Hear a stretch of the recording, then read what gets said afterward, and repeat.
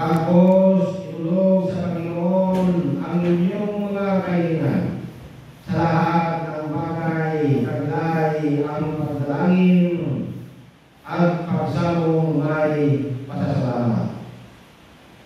Sa gayon, ang kapayapaan ng Diyos na di masayod ang pag-iisip ang siyang mag-ingat sa inyo sa mga puso at kaisipan sa pagitan ni Kristo Jesus.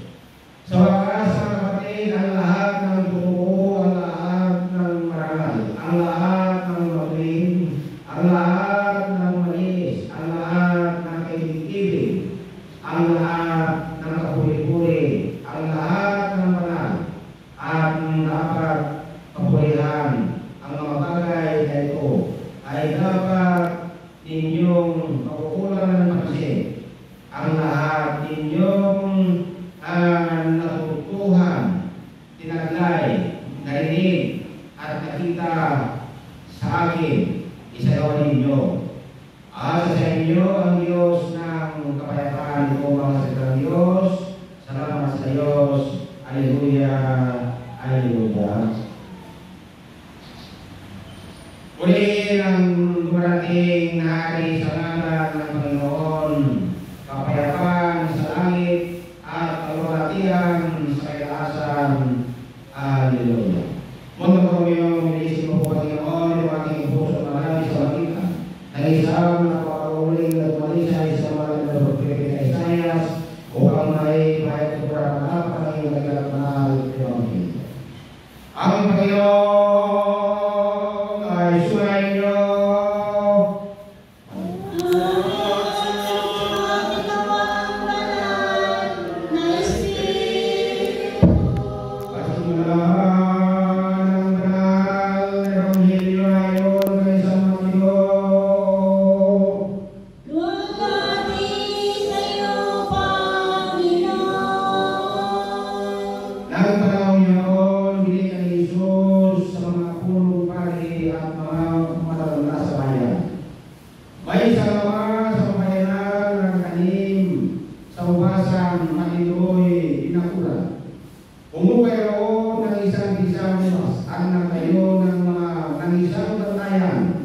Pagkatapos ay pinaupahan niya iyon sa mga manggagawa at tumungo sa ibang lupain. Nang malapit na ang panahon ng pamumuga ay utusan ang kanyang mga utusan sa mga manggagawa upang kunin ang mga bunga. Dapat ihuli ng mga manggagawa ang kanyang mga utusan. May nampa sila, may pinatay at may binato. Muling nagpadala ng mga utusan na lalong marami na isang mauna. At gayon din ang kanilang ginawa. Sa wakas ay utusan niya ang kanyang anak na ganito ang kanyang iniisip. Igagalang nila ang aking anak. Subalit, nang makita nila ang ay nag-usapan. Ito ang nakapagmana. Alin kayo at patayin natin siya upang makasa atin ang kanyang mana. Kaya nga sinunggaban siya, inilamas sa uwasan at sa kapinatay. Pagbalik ng Panginoon ng uwasan, ano ang kanyang gagawin sa mga manggagawang iyon? Sumagot sila, pupuksain niya ang mga timbing iyon at aupahan ang ubasan sa ibang mga manggagawa na magbibigay sa kanya ng mga bunga pagdating ng panahon. Winika ni Jesus sa kanila, hindi ba ninyo nalalaman kailanman sa kasulatan? Ang batong itinakwil ng mga tagapagtayo ay siyang maging panunutang bato. Ito'y ginawa ng Panginoon na kakahanga sa ating mga mata. Kaya nga sinasabi ko sa inyo na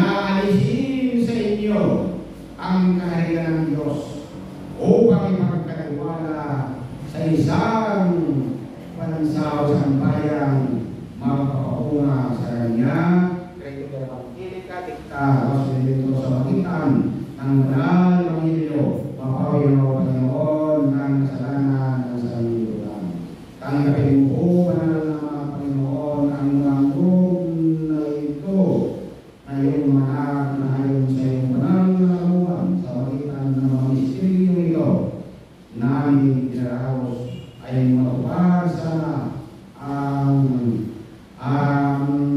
ukol naman aming sa aming mga pagsamo at pagsamba patungo sa aming kapanalan at kaligtasan alagaan kay Kristo yung aming Panginoon kasama ng banal na Yesus sa mga pasawalang sa banal sa mga gusto ng banal sa Yesus sa aming Borsiano.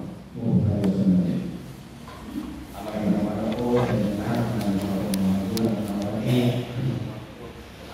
Una sa lahat, ako ay papasalamat sa ating dakilang Diyos, pagawa sa ating mga magulang, at tayo ay nagkakaroon ng pagkakataon kung sa kulit sa kanang upang makapat tayo po ng isang banal sa pag-isa sa loob ng ating bahay kanina. Ayun po ang ating banal na Ebanghelyo na isimulat ni Apostol Mateo na mababasa sa Kabanatang 21, versikulo 21, talatang 33, 33 hanggang 43. Ito po ay maliwanag na kung isipin natin ay maawit din sa ating dakilang banal na pampataya dito po sa Bisyo at Pagkakaan. Sapagkat ang tinutukoy na Ama nagtalim ng upasan at kumuha ng mga manggagawa at pagkatapos nasabihin at utusan ang mga manggagawa sa kanilang pagtalim ng upasan ang mga maunang sambayanan ang tinutukoy ng bagong nangyaring Panginoon siya po ay Mayo. At nang dumating ang mga panahon ng upasan ito ay mauna at oras na upang bitasin. Nag-utos po ng mga manggagawa upang bitasin ang mga bunga. Dapat ang mga tao nagbarangay sa labas at nakita nila ito po ay pinapatay ng mga tao. Muli nagpadala ng mas maraming mga manggagawa. Ganun din po ang ginawa nila sa mga manggagawa na mamitaas ng mga bunga pinagpapatay din po. Sa uli po, ang puso naman ng mga nagpatalim ang sabi, ikagalan nila ito sa pagkakawala ng anak, dapat pati ito tingnan kung hindi pa ito sa nagpapatay rin ang anak na ito. Ngayon pusang na ulit. Ayun po, ang mga tutukan na ito noong mga panahon. Alam po na natin na sa bansang Israel, doon po unang pinadala at inikay ang 10 utusan ng Diyos. Natutuparin ng mga tao sa tingin nito, simula nung tayo magkasala, doon po sa ilin ng paraiso at dumami nga ng tao sa lupang ito upang matupad ang sinabi na ikalat ninyo ang matutupad and multiply and may ibang tao sa pamitan ng ating mga kasalanan. At nung dumami nga po ay hindi mag-iis ng Diyos na lagi na lang nagkakasalang mga tao na nandiyan na lang mga pagkakasala. Kaya po mababasa natin sa 1:16 na sabi kayo na naman ang pagmamahal at pagsinda ng Diyos ay hindi kaya ng inyong putong na upang lahat ng sumpa sa kanya mapapahabag kung isuot pagpos ng kamilit ng kaligtasan ng buhay na walang hanggan. Kaya nga po, utusan ng Ama ang kanyang anak. Saan utusan? Doon po sa bansang Israel na tinawag na unang kahit ng Diyos.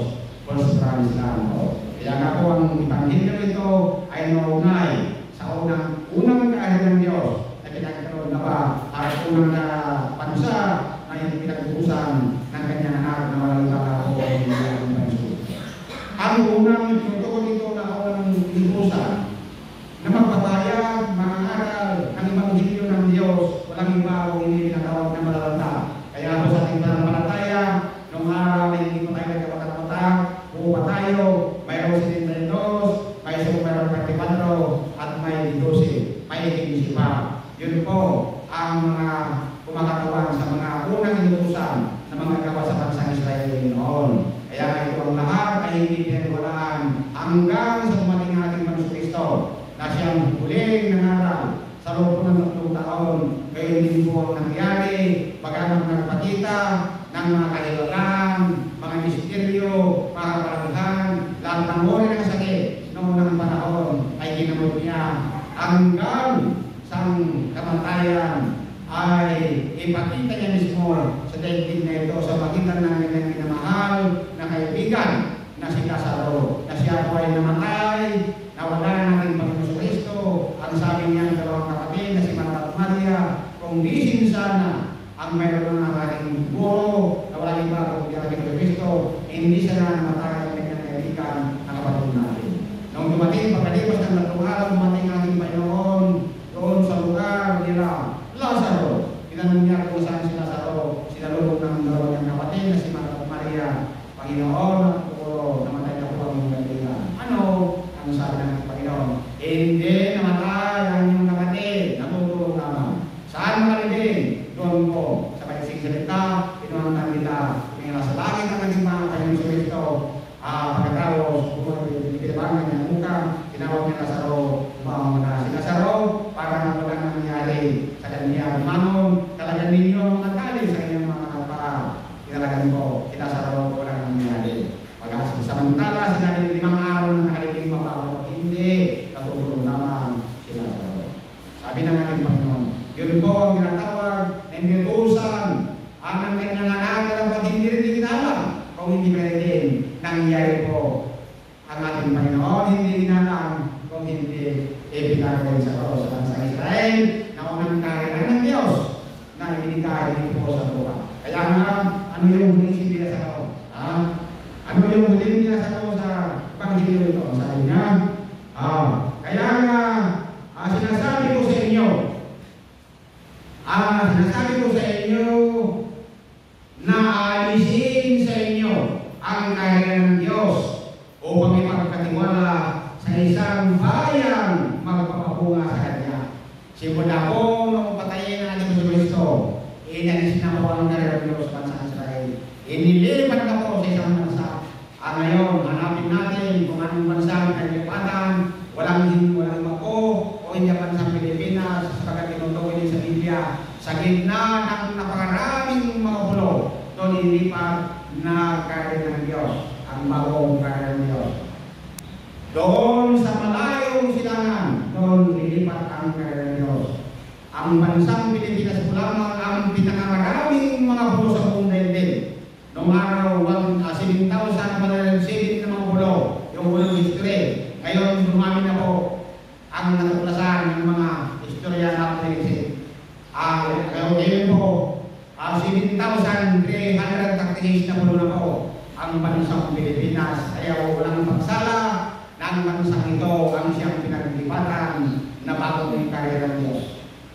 Maliwanag po na po, hindi natin pasinungalingan ang mga pangalan na ito. Sapagkat dito tatayo ang hari ng mga hari, ang Panginoon ng mga Panginoon. Ngayon po, nung mamangayang ng Panginoon sa Kristo sa Israel, umakyat na po sa langit. After 40 days, 40 nights, na nabuhay, na natili sa lupa, muli niya inipo ng mga alagad niya, mga apostol. Inausap niya, na kumain sila, nagsalo-salo sila, na dapat na mamalang na siya. Ako'y malagit na umalis. Nalulungkot ang mga alagad, wala silang magawa. Huwag kayong malungkot sapagkat kung ano ang ginawa ko dito sa lupa, magagawa ninyo pag ako'y lumala na.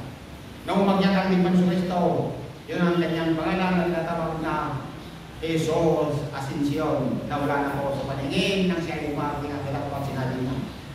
Susuguin ko ng Ama, susugin ng Ama, ang Espiritu ng katotohanan sa pangalan ko, dapat ito ay hindi tatanggapin ng sanglibutan. Ito ang Espiritu ng katotohanan na dapat makikita ninyo, nakita ninyo, makikilala ninyo, at makakasama ninyo. Dumating na po ang ating bayani na nagkatawang tao, nakita ng bansang Pilipinas, ibang bansa, kung siya naglalakbay, nakita, nakasama, na tinutukoy dito, nakita ninyo ang Espiritu, dapat hindi ninyo kilala. Maliwanag po na nakita natin hindi o hindi. nagilala ng maraming mga Pilipino. Pagamat yung may paglahi, siya po ay dinagalang at pinaniwalaan ating bayani. Doon nalaman sa bansa ng Russia na isang Muslim. Doon po sa kanilang pinakamalakanihan na kung naroon ng presidyong, mayroon pong malaking larawan iniwan doon ng ating bayani na si Dr. Rizal. Doon po sa pinakamalakanihan kung tawagin nila presidyong ng Russia. Lahat po ng mga bansa ay pinagdiwanan ng mga karala ng lahat ng mga bansa na kanyang pinuntahan. At kung ano ang wika na ginagamit ng mga bansa, siya rin ang ginagamit ng ating bayani upang makipag-usap sa mga tao. Ngayon po na ang sinabi na ang bansang Pilipinas ang siyang pinaglibatan ng bagong kaharian ng Diyos. Ngayon po, noong naririnig ninyo, ang lahat, maging ang Katoliko, lahat ng mga pananampalataya, ang ipinapaliwanag, ang sinasabi, malapit ng Panginoon, malapit ng paghuhukom, malapit ng mabalik ang ating Panginoon. Ang ating Panginoon, matagal nang bumalik po sa lupa. Hindi na po, nasa roon pa lang ang ating Panginoon. Palaging na ika ang bumalik ang ating Panginoon. Malapit na. Ito po ay isang hindi mo nawan ng lahat ng mga nagtuturo ng Madalang Masulatan. Sapagkat ang Apokalipsis, sinulat ito nang nasa taas na ang ating Panginoon. Ang humalili, ang siyang hahatol na mauna. Paghahatulan niya ang hari ng mga hari. Dito, sa loob ng paghari ang hari nito, sa loob ng 1,000 taon. Pag dumating ang araw ito, sa gitna ng kaguluhan, papayapain niya ang daigdig